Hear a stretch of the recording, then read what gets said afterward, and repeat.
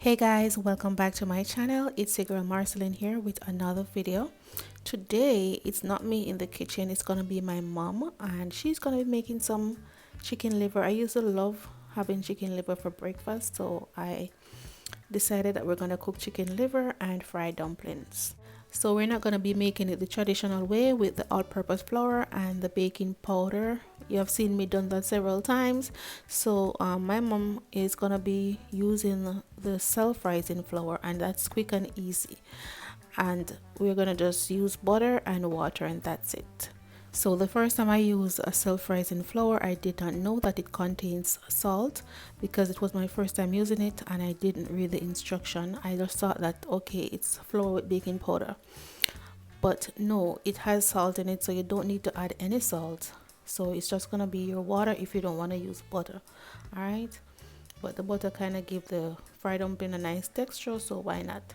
So she's just using a tablespoon of butter and water, and she's just gonna combine it, and then we're gonna head over to the fryer. So to get your best fried dumpling, as I always say, make sure that your dough is soft, not too soft where it's not manageable. If it's too soft, you can go ahead and add a little bit of flour, but you don't want it to be dry. If it's too dry, the fried dumpling is not gonna come out soft and nice. But at the same time, you don't want it to be too soft where it's not manageable. You don't want it to be sticky. You want it to be tacky and soft but not sticky. And now we're just gonna cover it with a damp cloth for about 5 to 10 minutes before you fry them. Alright, so that the dough can get time to set. So now she's just gonna roll them up. Everybody roll their dumpling different. So this is how she does hers. She just roll them up, and when she's ready to drop them in the oil, she just press and drop. And while she's doing this, she has her oil on the other side getting heated. You don't want it to be too hot, but you want it to be hot enough where the dumpling can sink a little and then float slowly to the top. Alright, and one thing people always kind of bash me for putting too much oil when I'm frying my dumpling. Guys, it's not too much oil. You cannot fry a dumpling in a small amount of oil, otherwise the dumpling is gonna touch the bottom of the pot and burn. Alright, so this amount of oil is right to fry a dumpling. You just want to put them in there, and then they're gonna sit for about a few seconds, and then they should float up on the top. Your dumpling should be floating around in the oil to get them nice and soft. It's not gonna suck up the oil, trust me. Once you have your oil on the right temperature, it's not gonna soak up the oil. You ever see some people fry dumpling and it's burn? It's because they didn't have enough oil, or because they turn up the stove too much, so the outside is burned and the inside is not fried properly. So once you fry a dumpling in a little bit of oil, it's gonna burn. The dumpling should not be touching the bottom of your frying pan when you're frying them. So that is for all the persons who are always saying that this is too much oil, this is too much oil. It's not too much. Just like when they're frying your chicken at KFC, they use a whole deep fryer of oil so that the chicken can get to fry properly, but you have to have it on the right temperature so that it doesn't absorb the oil. So as you can see, her dumplings came out really beautiful, and they are well fried. They are well fried, trust me, and they tasted really good.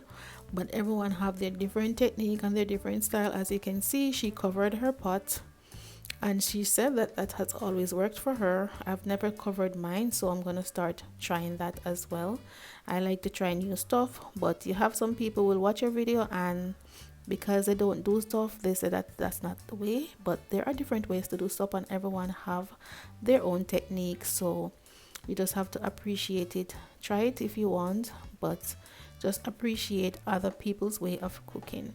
So this is the chicken liver that we're gonna use. We bought it in Walmart, and you know, there's not much to clean up, but there are some little white stuff on the outside of the chicken liver that you need to take off. So that's what she's doing, and you can slice them up if you want them in smaller pieces.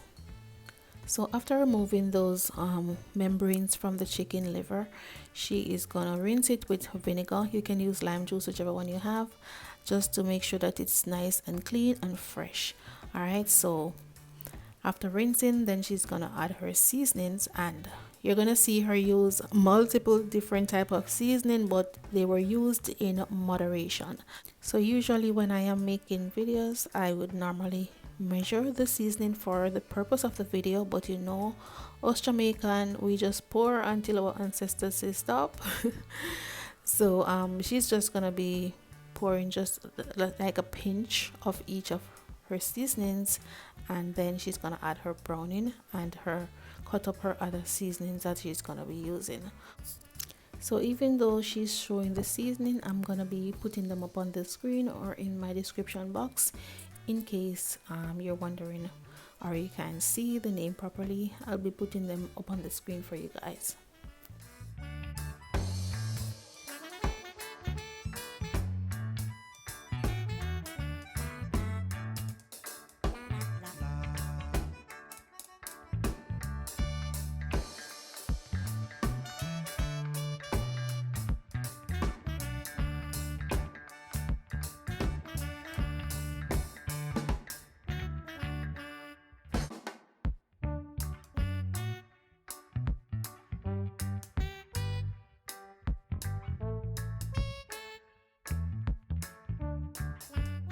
So she already have her oil heated up, and just gonna go ahead and stir fry this for a few minutes.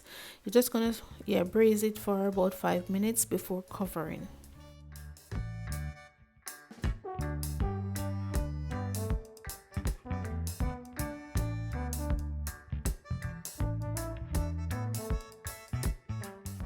So now she's just gonna add her chopped scallion, onion, Scotch bonnet pepper, her thyme, and her bell peppers as well. So she's just gonna stir fry this as well and then cover.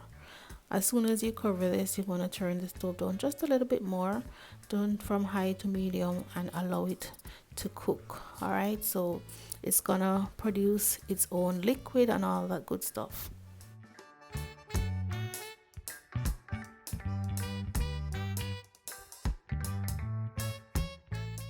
So guys, if you can smell the aroma in the kitchen right now, and I know it's simple chicken liver, but it smells so good, and trust me, it tasted so good as well.